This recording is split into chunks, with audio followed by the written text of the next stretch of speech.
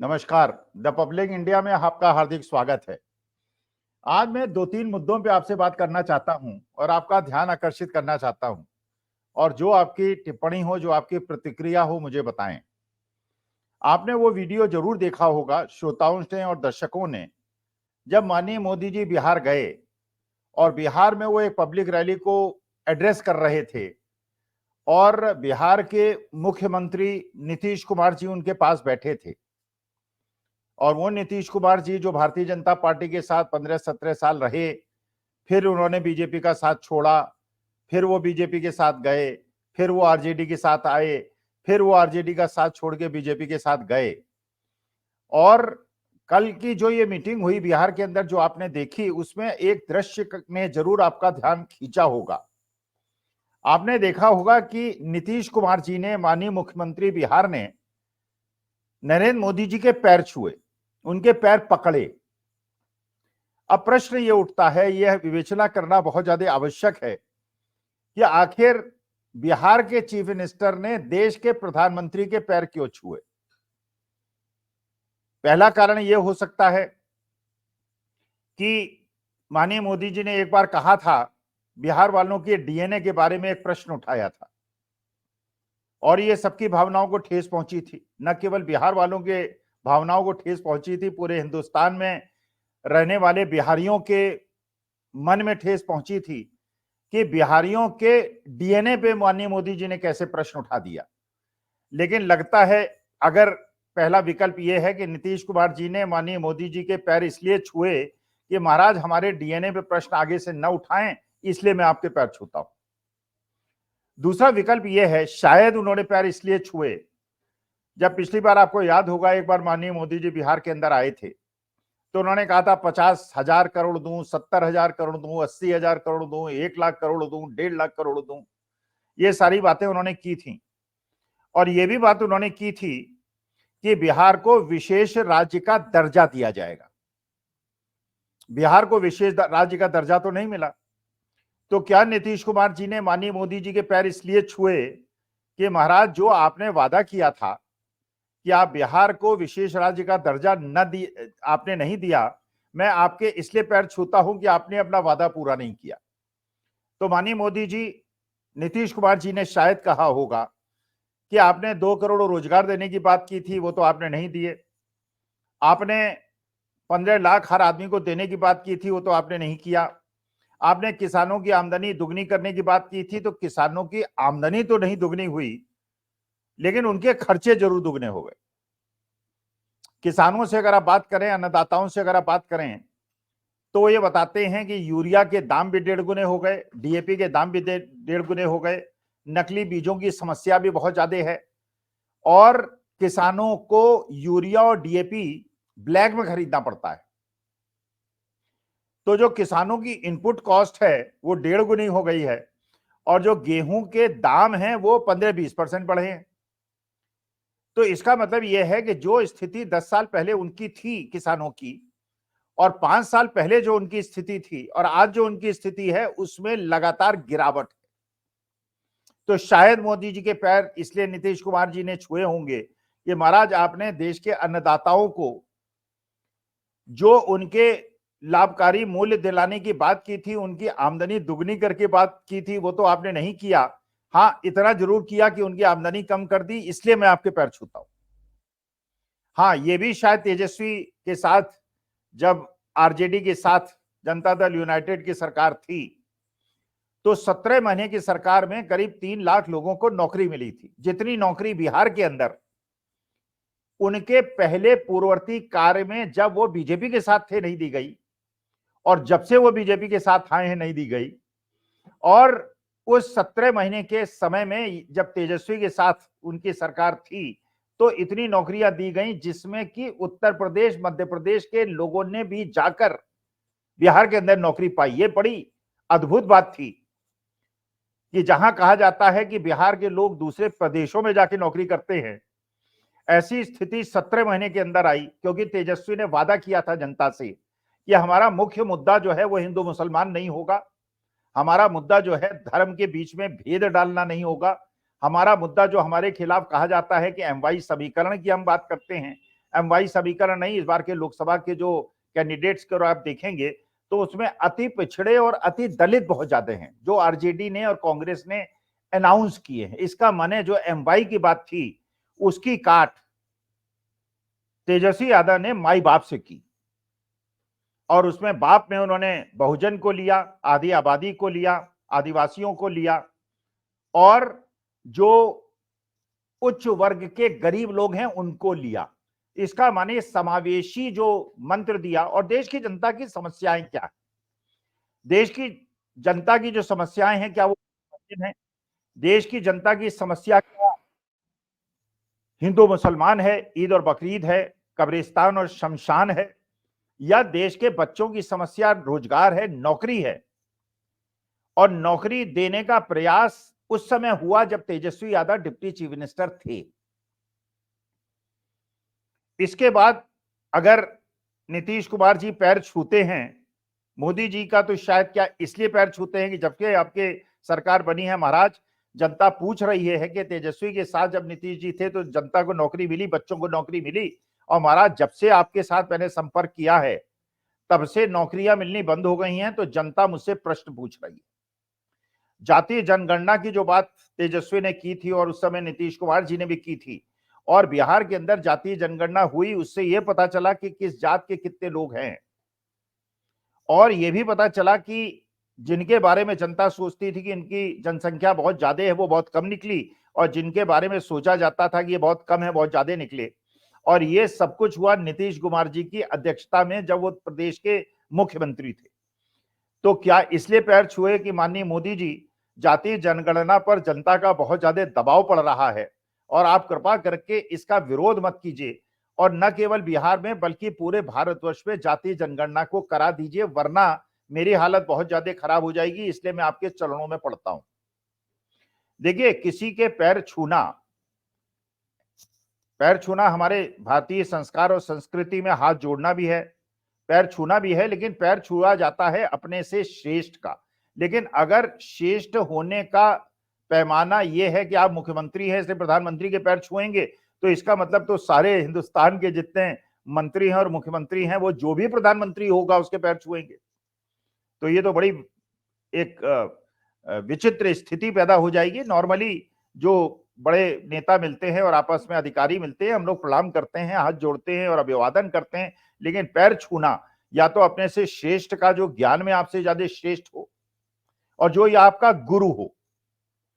तो ये तो माना जाता है कि माननीय मोदी जी जो हैं वो गुरु हैं और एक अलग प्रकार के गुरु हैं, और नीतीश कुमार जी भी एक अलग प्रकार के गुरु हैं। लेकिन नीतीश कुमार जी ने ये कैसे मान लिया कि जो गुरुता नीतीश कुमार जी के अंदर है, जो पूरे हिंदुस्तान में न भूतो न भविष्यति किसी के पास होगी, वो नीतीश कुमार ने जो कलाबाजी और पलटी मारने की कला और उसमें अपना गुरुपन दिखाया है, मेरे ख्याल से तो बहुत बिरले लोग होंगे पूरे हिंदुस्तान में जो उन्होंने दिखाया होगा। क्योंकि कभी वो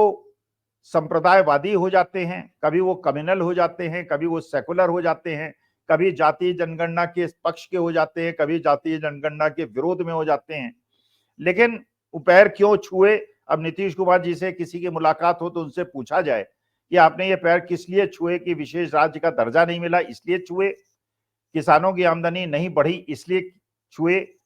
नौकरियां मिलनी बंद हो गई केवल उस समय मिली जब 17 महीने की सरकार थी आरजेडी के साथ, उसलिए पैर छुए, या इसलिए पैर छुए कि जिस वजह से आप बीजेपी के साथ गठबंधन आपने किया था कि आपके कुछ खास मंत्रियों के खास अधिकारियों के ऊपर ईडी की तलवार लटक रही थी, इसलिए आपने पैर छुए। ये महाराज कृपा रखना आगे कोई कार्रवाई ना करना। तो पहला मुद्दा तो मैं आप लोगों के सामने ये लाना चाहता था।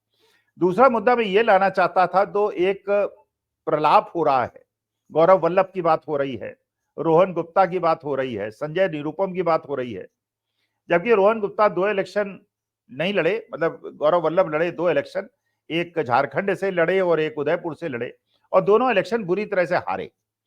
अच्छे प्रवक्ता थे, विद्वान प्रवक्ता थे, लेकिन इलेक्शन हारे। इलेक्शन के लिए वो अयोग्य व्यक्ति नहीं थे।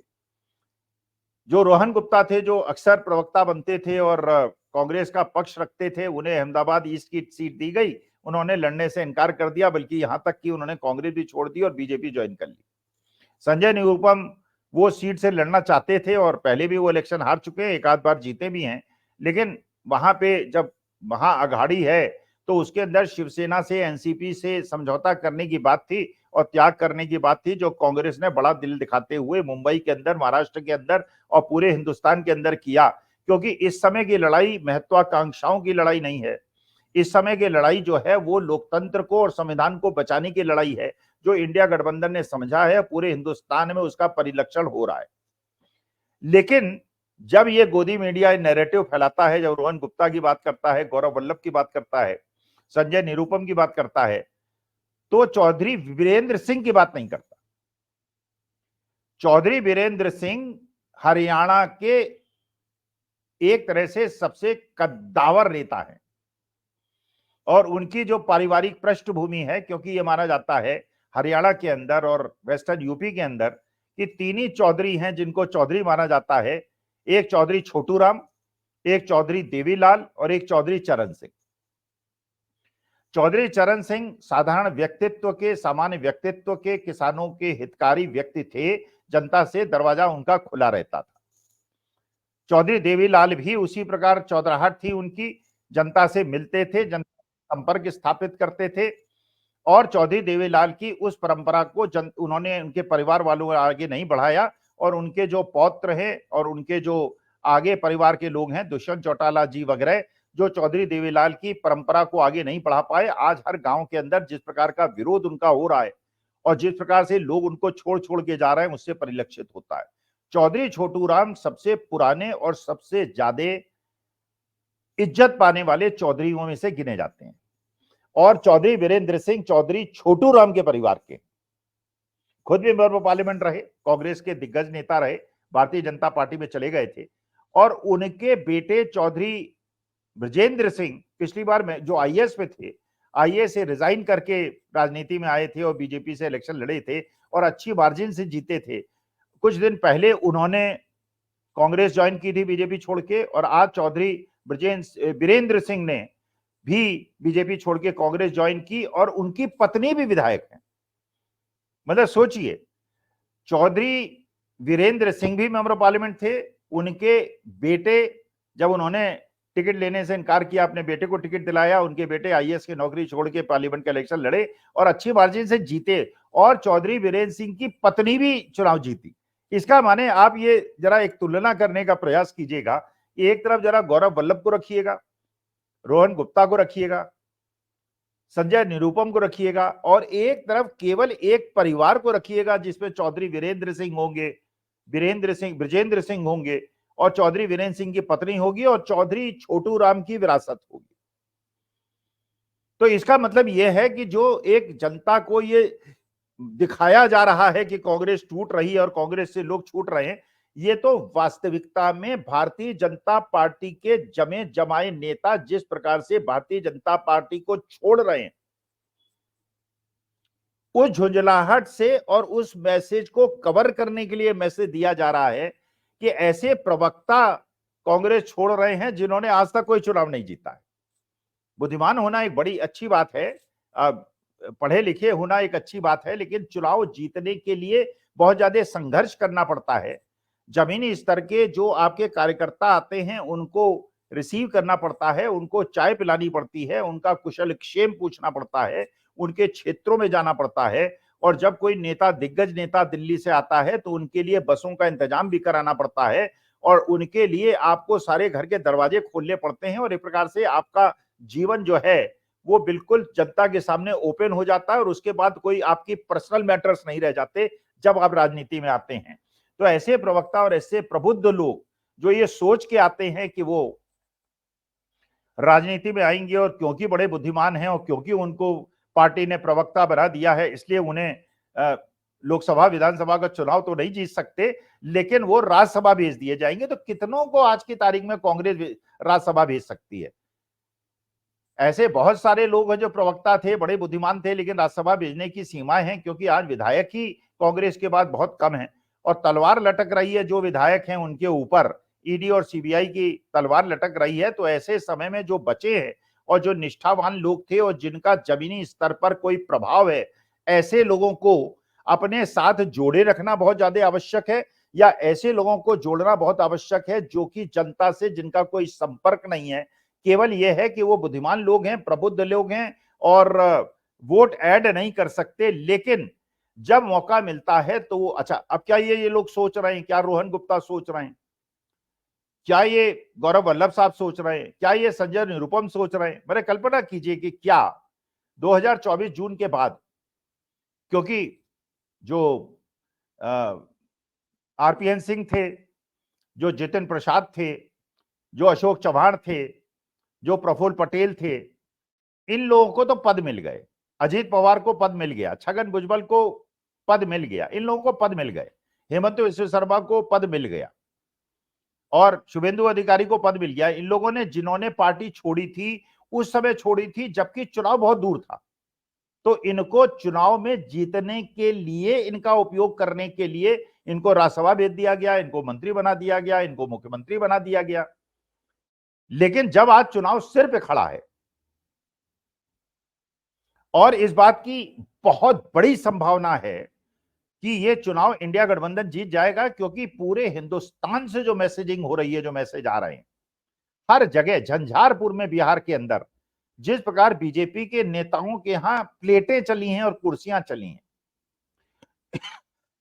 जिस प्रकार से हरियाणा के अंदर दुष्यंत चौटाला का विरोध हो रहा है, जिस प्रकार से जो चौटाला साहब इलेक्शन लड़ रहे हैं हरियाणा में हिसार से, उनका हर गांव गांव में विरोध हो रहा है। आपने देखा होगा बरेली के अंदर जो उत्तर प्रदेश बीजेपी के अध्यक्ष हैं, जब वो वहां गए तो जनता ने उनको घेर लिया और संतोष गंगवार जो पुराने नेता हैं, 8-9 बार के मेंबर ऑफ पार्लियामेंट बीजेपी के थे और उनका बड़ा सम्मान है बरेली के अंदर, लेकिन उनको टिकट न देकर किसी एक नए गंगवार साहब को टिकट दे दिया है, तो संतोष गंगवार को आके बीच बचाव करना पड़ रहा है। यही स्थिति गुजरात के अंदर है। गुजरात के अंदर जनपद कार्यालयों में ताले लगाने पड़ रहे हैं, पुलिस तैनात करनी पड़ रही है, क्योंकि जनता, जिन लोगों को टिकट काट के टिकट दिया गया है, वो लोग विद्रोह पे उतारू हो गए।